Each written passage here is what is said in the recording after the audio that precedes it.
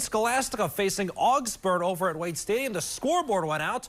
My guy Frank has a solution. We'll keep score with sunflower seeds. The seeds read 3-1 Augies, top of the fourth. Fly ball out to left, and Marcus Isaiah gonna lay out for the nice diving catch.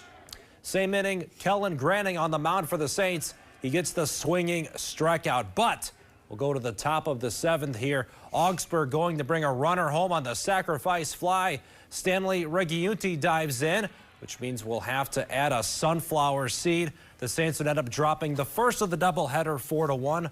We'll be right back out at Wade Stadium for another game coming up in about an hour, guys. But yeah.